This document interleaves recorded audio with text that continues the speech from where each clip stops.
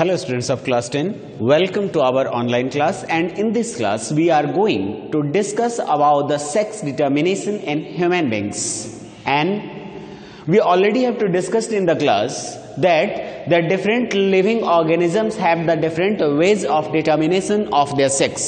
आपने पढ़ा होगा डिफरेंट क्लासेस में अलग अलग जो लिविंग क्रिएचर्स होते हैं उनमें सेक्स का डिटर्मिनेशन अलग अलग होता है.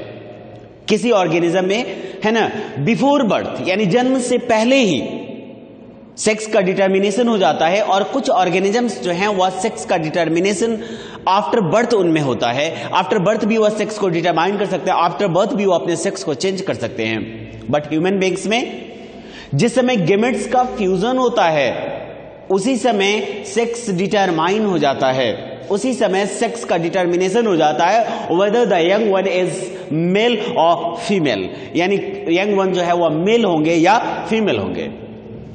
क्योंकि ह्यूमन बीइंग्स जब रिप्रोडक्शन प्रोसेस परफॉर्म करते हैं they have to provide gametes by just participating in the process of reproduction. यानी रिप्रोडक्शन प्रोसेस में वह जो है केवल गेमेट्स को पार्टिसिपेट करके, गेमेट्स को प्रोड्यूस करके, गेमेट्स को प्रोवाइड करके और रिप्रोडक्शन प्रोसेस में पार्टिसिपेट करते हैं.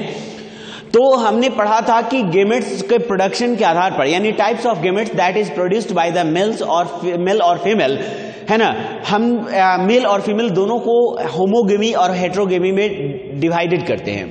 ठीक है, तो इसमें हम कहते हैं कि डिफरेंट वेज, यानी जैसे ही हम लोग एक रूल और रेगुलेशन या शर्त को हम लोग जैसे ही वहां पर रखते हैं तो वहां पर यह जो आपका जो डिटर्मिनेशन होता है कि which is heterogamy and which is homogamy, तो यहां पर चेंज हो जाता है. तो यहां पर हम देखेंगे कि जो मेल्स हैं वह किस तरह का गेमेट्स को प्रोड्यूस करते हैं और फीमेल्स जो हैं वह किस तरह के गेमेट्स को प्रोड्यूस करती हैं.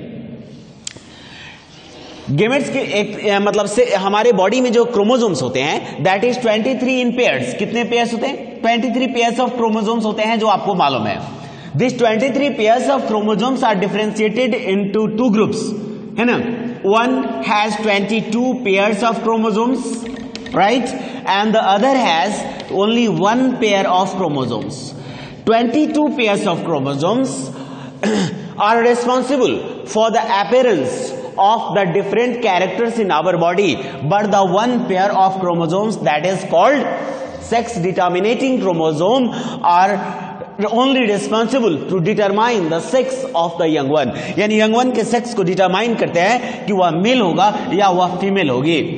इसके अकॉर्डिंग मेल्स के पास जो सेक्स डिटर्मिनेशन के लिए क्रोमोसोम्स होते हैं वह दो तरह के क्रोमोसोम्स होते हैं, एक एक्स और दूसरा होता है वाई. ठीक है स्टूडेंट्स, एक होता है एक्स और दूसरा होता है वाई. जबकि फीमेल्स के पास जो सेक्स डिटर्मिनेटिंग क्रोमोसोम्स होते हैं वह होते हैं आपके सिंगल, एक ही टाइप के. ठीक है, और सी कंसिस्ट ऑफ XX क्रोमोसोम्स.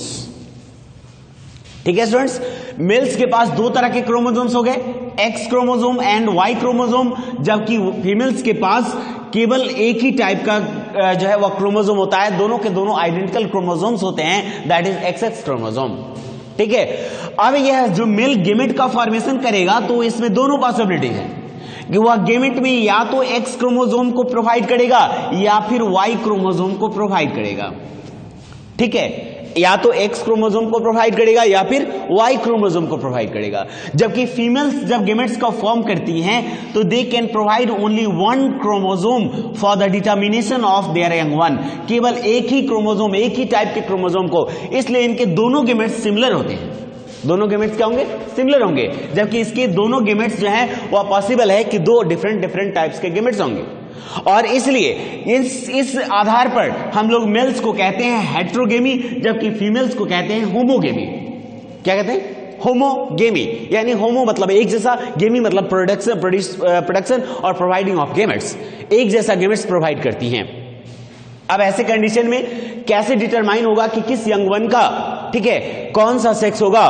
तो कहता है कि अगर इस तरह का यानी एक्स कंटेनिंग गैमेट अगर इसके गैमेट के साथ फ्यूजन करता है, बिकॉज सेक्स डिटर्मिनेशन के लिए यहां पर जो है दोनों क्रोमोसोम्स का होना जरूरी है, तो इस पर्टिकुलर जाइगोट के पास आएगा एक्स एंड एक्स क्रोमोसोम आ जाएगा. अब ये एक्सेस क्रोमोसोम अगर आता है तो यह इसका जो फीचर है दैट इज रिलेटेड और that is matched with their mother, या उसके मदर के साथ मैच करता है, और सो इसी कारण से, ठीक है ना, यह कौन सा हो जाएगा, फीमेल हो जाएगी, फीमेल, ठीक है, कौन से हो जाएगी, यह न्यू जाइगोट या न्यू ऑफस्प्रिंग जो है फीमेल हो जाएगी। वहीं पर अगर वाई क्रोमोसोम कंटेनिंग गैमेट जो है वह अगर फ्यूजन करता है एक्स कंटेनिंग गैमेट के साथ, वाई क्रोमोसोम कंटेनिंग गैमेट अगर फ्यूजन करता है एक्स कंटेनिंग क्रोमोसोम के साथ, गैमेट्स के साथ, तो ऐसे कंडीशन में इसके पास जो क्रोमोसोम्स आएंगे that is X and Y, and it is the matched with the male, hence the new young one produced is become male, वह क्या हो जाएगा, मेल हो जाएगा। तो इस तरह से लिविंग ऑर्गेनिजम्स में जो है बिफोर बर्थ जिस समय फ्यूजन होता है, जिस समय गेमेट्स जो है वह फर्टिलाइजेशन प्रोसेस परफॉर्म करते हैं, उसी समय यह डिटरमाइन हो जाता है, वह डिसाइडेड हो जाता है कि वह जो यंग वन जन्म लेगा वह मेल होगा या फीमेल होगी। तो अब आती है बात एक और नए मतलब जो है हमारे सोसाइटी में एक माइथ्स जो है वह है प्रचलित है। क्या है माइथ्स? माइथ्स ये है कि हमारे सोसाइटी में मोस्ट ऑफ पर्सन्स जो हैं वह किसी भी यंग वन के सेक्स डिटर्मिनेशन के लिए किसे ब्लेम करते हैं? फीमेल्स को ब्लेम करते हैं। जबकि आप यह जान चुके हैं, जब आप पढ़ चुके हैं और इसके अकॉर्डिंग आपको पता हो चुका है कि किसी भी यंग वन के डिटर्मिनेशन के लिए जो रेस्पॉन्सिबल होता है वह कौन रेस्पॉन्सिबल होगा? Only father. कौन रेस्पॉन्सिबल होगा? फादर ही डिसाइड करेगा कि उसका न्यू यंग वन मेल होगा या फीमेल होगा। इस तरह के माइथ्स जो हैं, और आपकी लिटरेचर मतलब इसके जानने के बाद आप ऐसे माइथ्स के बारे में क्या करेंगे? इस माइथ्स का आप अपोज कर सकते हैं, नहीं, female is not responsible for the determination of the sex of the young one, only father, only mail is responsible for the determination of sex. ठीक है स्टूडेंट्स, अब हम लोग आते हैं सेक्स डिटर्मिनेशन को। तो आपको पता हो गया कि कैसे सेक्स डिटरमाइन होता है। अब हम लोग नेक्स्ट टॉपिक को डिस्कस करते हैं, that is the determination of blood group. ठीक है, ब्लड ग्रुप किसी का कैसे डिटरमाइन होता है?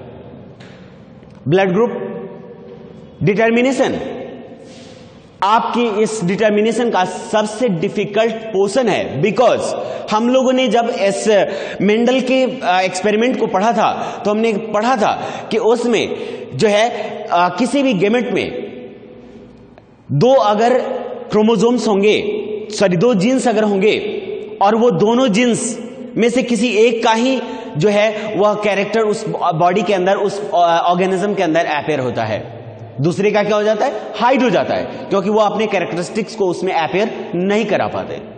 इसलिए उस दोनों में से एक डोमिनेंट हो जाता है और एक रिसेसिव हो जाता है। लेकिन ब्लड ग्रुप में ऐसा नहीं होता।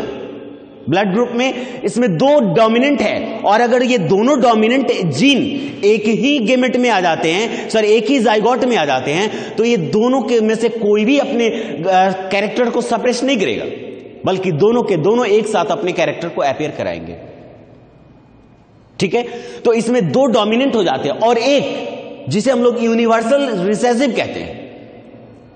ठीक है, वो यूनिवर्सल रिसेसिव है, वह किसी के साथ भी रहे तो वह अपने कैरेक्टर को मतलब किसी भी डोमिनेंट के साथ रहे तो अपने कैरेक्टर को सप्रेस रखेगा, वह अपने कैरेक्टर को अपेयर नहीं करा पाएगा, बल्कि डोमिनेंट उसका कैरेक्टर तभी अपेयर होगा जब दो के दो यानी दोनों के दोनों जीन्स रिसेसिव ही कंसिस्ट करते हैं। इसी कारण से अगर मतलब जो है हम लोग ऐसा देखते हैं मोस्टली सोसाइटी में, पहले ऐसा होता था कि हम लोग डिटरमाइन करते थे कि अगर किसी तरह का कोर्ट में मतलब एविडेंस पेश करना होता था तो हम बच्चे के ब्लड ग्रुप से मदर के या फादर के ब्लड ग्रुप को मैच करते थे। अगर मैच होता था तो हम लोग कहते थे कि ये इसका बच्चा है, अगर नहीं है तो नहीं है। लेकिन अब आप देख लेंगे अपने एक्सपेरिमेंट में, नेक्स्ट और रेस्ट ऑफ एक्सपेरिमेंट में, कि यहां पर जरूरी नहीं है कि मदर या फादर का ब्लड ग्रुप उसके यंग वन के ब्लड ग्रुप से मैच कर जाए।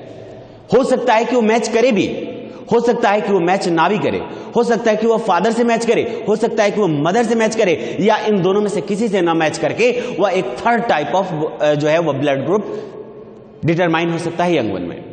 ठीक है स्टूडेंट्स, तो हम लोग नेक्स्ट जो वीडियो होगा उस वीडियो में हम लोग पढ़ेंगे कि how do we have to determine the blood group and how do our blood group determinated in our body, हमारे ब्लड ग्रुप कैसे डिटरमाइन होंगे और कौन कौन से जीन्स इसके लिए रेस्पॉन्सिबल होते हैं।